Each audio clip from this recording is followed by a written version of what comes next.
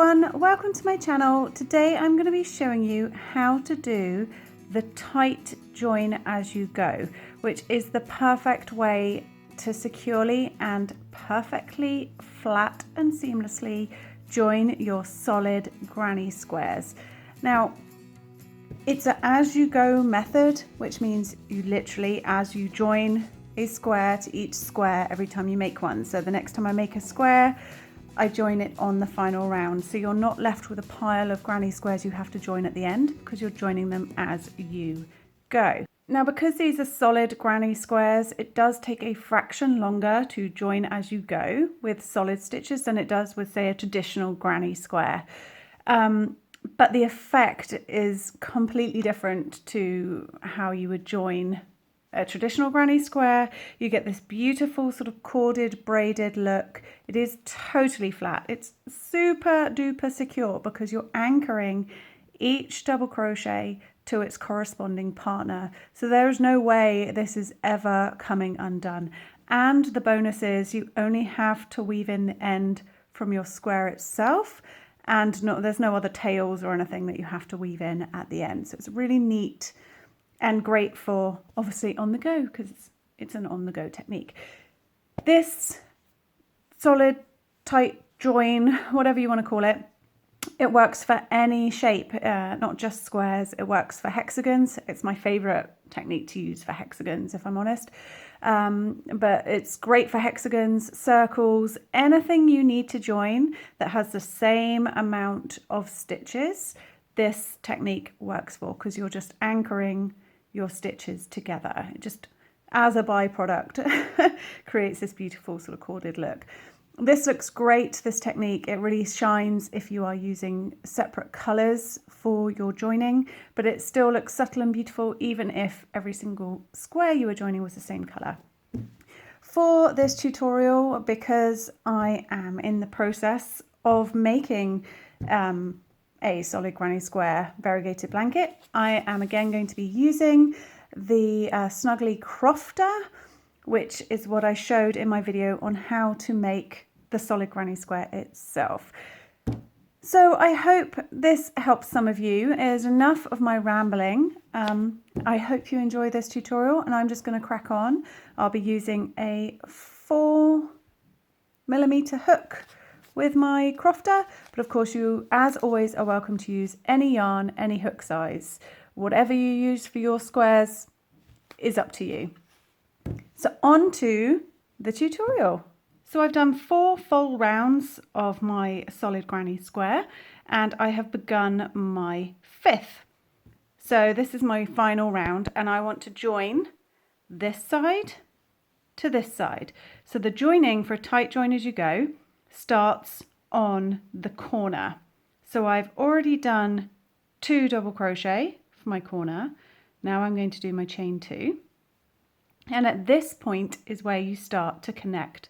So I'm just going to pull up a loop and remove my hook, and then put my hook through from the front to the back through the chain 2 space of the square I want to join to. Then I'm going to put that loop back on my hook and just bring it through the chain space. Then I'm going to do 1 of the 2 double crochets for my corner. So I'm just going to complete 1. Then I'm going to lift up a loop. Now this starts to get a bit kind of hard to show you because I'm trying to juggle too many things. So I'm going to go ahead and lift this up and pop it on my finger just so it's out of the way. Now this is a great when you're just starting to do tight join as you go. Putting a loop on your finger like this is great. As you get used to it, you'll just find you pinch the loop. But for the sake of showing you, I need it to be really clear. So I have removed my hook, put the loop on my finger, and I'm going to put my hook underneath the 2 loops, see here, of my first double crochet on this green square. And just like we did a second ago, I'm going to put that loop back on my hook, pull it up nice and tight, and I'm going to pull that loop through the 2 loops of that green double crochet. Then I'm going to put my second and final double crochet for the corner in there. Same again for joining to the next one. Lift it up, pop your finger in, which just keeps it out of the way. And then I'm going to put my hook underneath the 2 loops of this second green double crochet. Pop the loop back on your hook, pull it up tight, and bring it through the green double crochet stitch. Then I'm going to do my double crochet as normal into this first one here on my brown square. And you want to be doing this all the way along, so pull up a loop when you've finished your double crochet, put it on your finger, find the next double crochet on the square you're joining to, so for me it's my green square, pop your hook underneath the top of that stitch, put the loop back on your hook, pull it tight, and bring it through that double crochet. And then double crochet as normal into your brown square.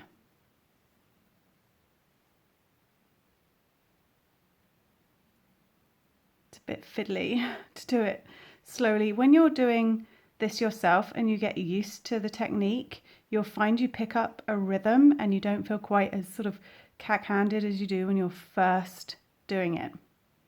So keep going all the way along to a double crochet, pull up a loop, put it on your finger, put your hook through, double crochet, get that loop back on it,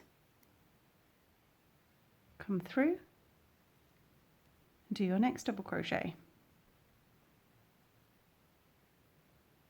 So you'll feel if you've actually anchored it properly, which creates this amazing sort of braided effect here, and it's very, very flat on the back. So it's incredibly flat and secure way of joining your solid granny squares, or any solid sort of stitch, is to sort of link them together. So you'll know if you've anchored it, because if you haven't, this is kind of loose and you can move this around. The minute it is anchored to a corresponding stitch and you've pulled it through, there's no give at all. You can't really go anywhere with it. So you know at that point that you've caught it correctly and you're ready to do your next double crochet.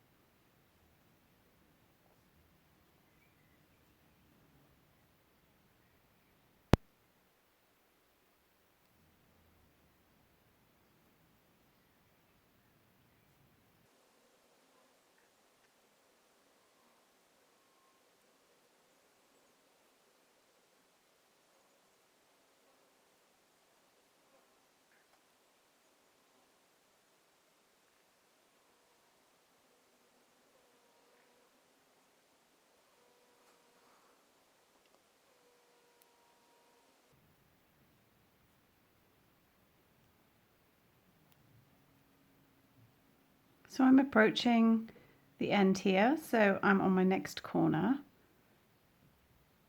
and I've still got stitches to be joining to on the green square. So keep going for as long as you have stitches to join to and to sort of anchor to, you're good to go. So this is my final one here. And then you can chain 2 and carry on around, because you'll pick up the other corners when you're joining other squares. And then you carry on just to complete your solid granny square as normal. So this method does take a tiny little bit longer, but the effect is really, really beautiful and it's super secure. And I still personally think it doesn't take as long as separately joining your squares afterwards. So it's no less faffy than crocheting all your squares together afterwards or sewing them together. It's a little bit of extra time, but no ends. It's really flat. It's a really beautifully flat way of joining, and it gives this really pretty sort of braided effect. It looks particularly effective when you're using different colors, and it's just like a really pretty corded effect. So there you go, you can see it like that. So that's how you do the tight join as you go.